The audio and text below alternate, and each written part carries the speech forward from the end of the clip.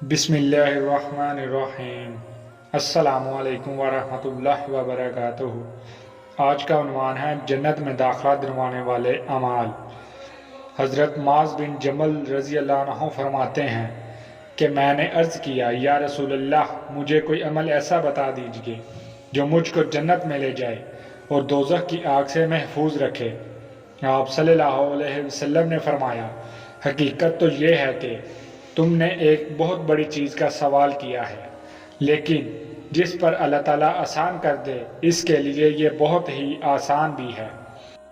پھر فرمایا، اللہ تعالیٰ کی بندگی کرو اور کسی کو اس کا شریک نہ ٹھہراؤ، نماز پابندی کے ساتھ ادا کرو، زکوٰۃ دو، رمضان کے روزے رکھو اور خانہ کعبہ کا حج کرو۔ پھر اس کے بعد فرمایا، اے معاذ، کیا تمہیں خیر و بھلائی کے دروازوں تک نہ پہنچاؤں؟ تو سنو، روزہ ڈھال ہے اور اللہ کی راہ میں خرچ کرنا گناہ کو اس طرح مٹا دیتا ہے جیسے پانی آگ کو بجھا دیتا ہے۔ رات تہجد میں مومن کا نماز پڑھنا۔ پھر آپ نے یہ آیت تلاوت فرمائی۔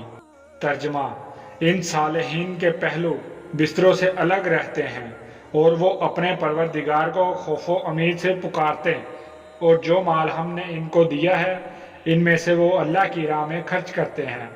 کوئی متنفس نہیں چاہتا کہ ان صالحین کے لیے آنکھوں کی ٹھنڈک چھپا کر رکھی گئی ہے۔